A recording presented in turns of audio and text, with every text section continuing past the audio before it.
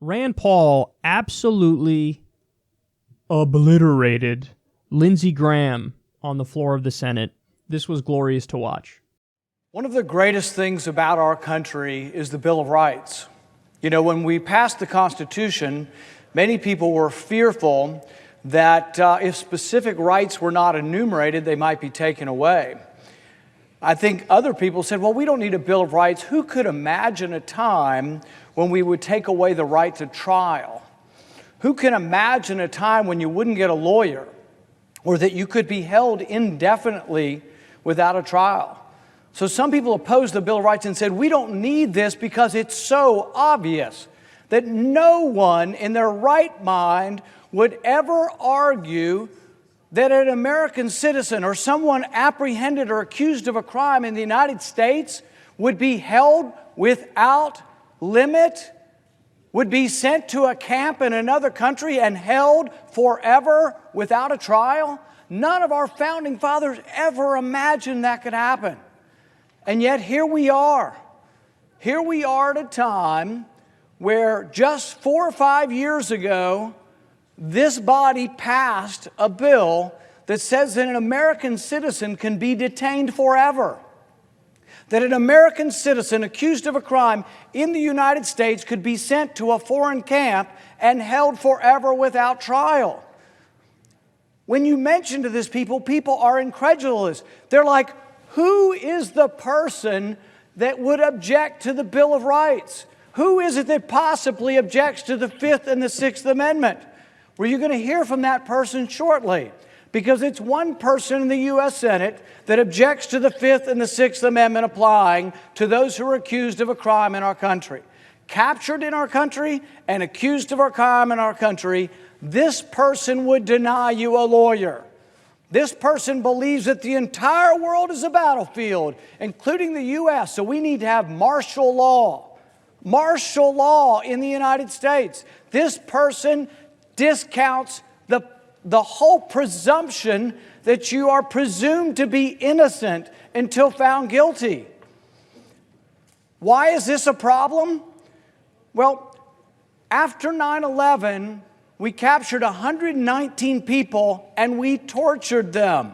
Our government tortured them, but in retrospect, we found out that 26 out of the 119 were the wrong person.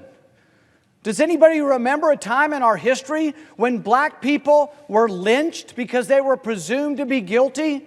This is what this is about. This is about people accused of a crime, not declared guilty, not found guilty, but you're willing to lock them up without a trial? I cannot think of anything more un-American. You will hear from today the representative of the un-American position that the Fifth and the Sixth Amendment don't apply to everybody.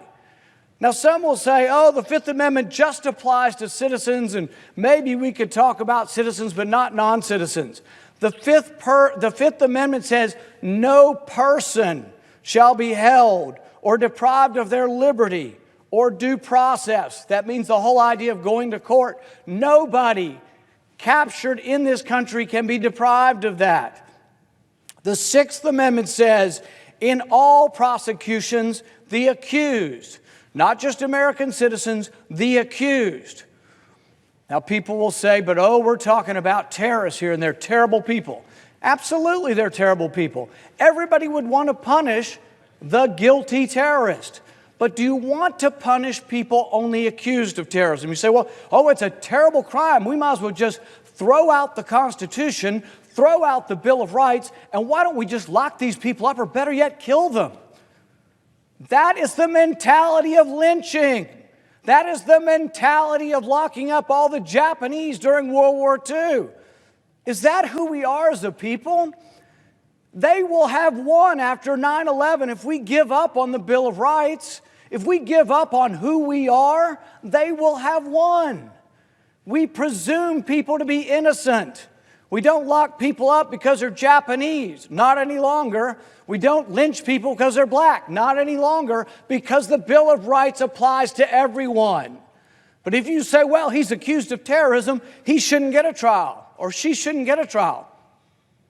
We've had 386 people accused of terrorism in our country.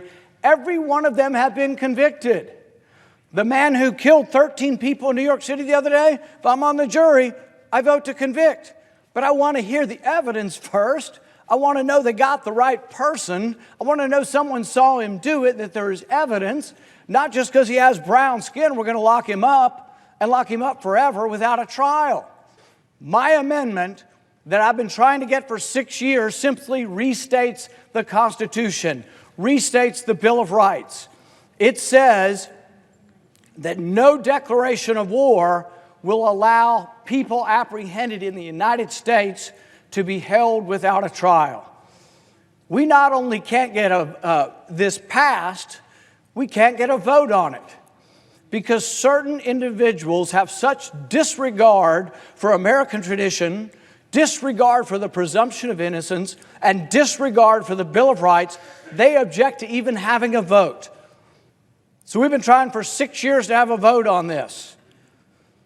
So, Mr. President, I ask unanimous consent that it be in order to call my amendment, which would forbid indefinite detention of American citizens and others who are accused of a crime, Amendment 2795, to be amended to Amendment 2282. Is there objection? Reserving the right to object. If you're charged with a crime, you can't be held indefinitely and questioned without legal representation because you're being accused of a crime and you have rights as a criminal defendant. When you become an enemy combatant, you have rights under the law of war, and there is no right for an enemy prisoner to be given a lawyer. Does the senator from South Carolina object? I object. And I had so much more to offer, but I object. Objection is heard. Mr. President. The senator from Kentucky. I think it's important to listen to what you heard and analyze what you heard because apparently if you're defined as an enemy combatant, it would be okay not to have a trial, not to have a lawyer, and you wouldn't be presumed innocent, you would be presumed guilty. But the question you have to ask is who gets to define the enemy combatant? So if the government gets to define you as an enemy combatant, is it not conceivable that you could be an enemy combatant because you are a minority, either of skin color or of ideology? Has it happened in the past? The Japanese citizens were minority, but there was no evidence. No one presented any evidence that they were a threat or had done anything wrong. Okay, that goes on for much longer. You didn't even see the whole video there. But what Rand Paul did is he took a chainsaw to Lindsey Graham's face. That's what happened. That debate's not even close. So I don't understand how Lindsey Graham doesn't see the flaws in his thinking there.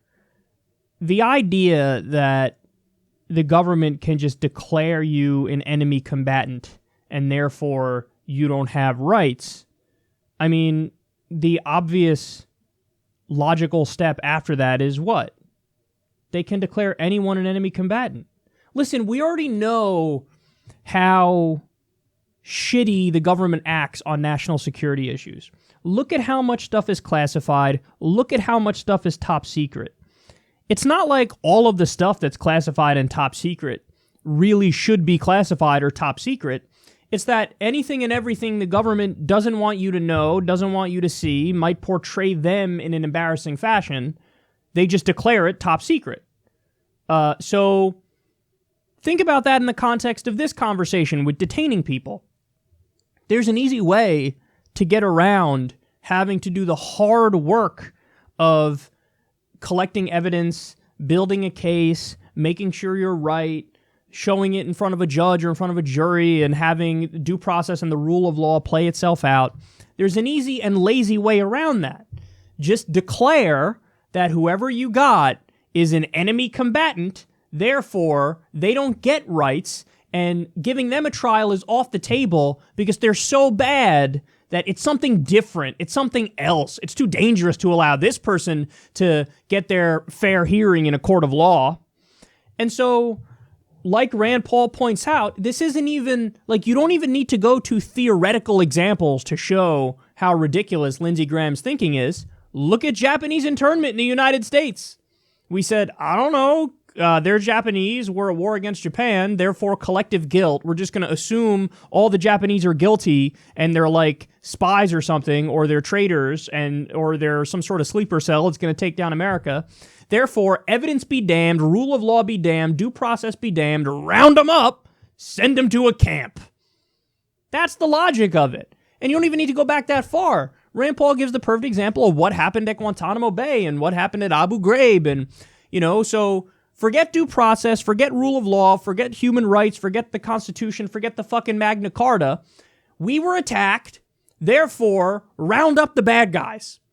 But then the question is, how do we know they're bad guys? That's why we have due process, to make sure the government gets it right. But no, the fucking Bush administration cut a deal with Afghan warlords and Pakistani warlords, and then those guys sent to us people they said were Al-Qaeda. It turns out so many of them were not Al-Qaeda, but we locked them up and there was no fucking trial. So what Rand Paul is saying is, listen, you can't just assume the government always gets it right on the issue of fucking detaining people and ruining their lives. So that's why you have to have a process in place. So in Lindsey Graham's mind, hey, we're fighting a war on terror. The world is a battlefield. Therefore, the Bill of Rights doesn't apply because I've defined you as an enemy combatant as opposed to a criminal. But then again, what happens is the government can just conveniently declare anybody and everybody an enemy combatant who they detain. It'd be that simple. And, I mean, look at what Obama did. Obama killed an American citizen with a drone, with no trial, no nothing. That would be unconstitutional. That would be illegal. That would be wrong. Trump did the same thing. Unconstitutional, illegal, and wrong. But in the eyes of Lindsey Graham, no, we're fighting a global war on terror. Therefore, rules don't apply. These are enemy combatants. These aren't criminals. Forget due process. Forget what our values are supposed to be. That'll throw all that out the window, because now it's the rules of war. Well, if you abandon your values when it's inconvenient, perhaps you never really believed in these values in the first place. Which means Lindsey Graham has a lot more in common with the likes of the Taliban than he'd like to admit. The idea that you have objective standards and you show empirical evidence and you have a process and you're meticulous and you make sure you get it right. To him, that's inconvenient. That's inconvenient. So, even though he acts like he's Mr. I'm so tough on terror, perhaps in many instances, he becomes the terror.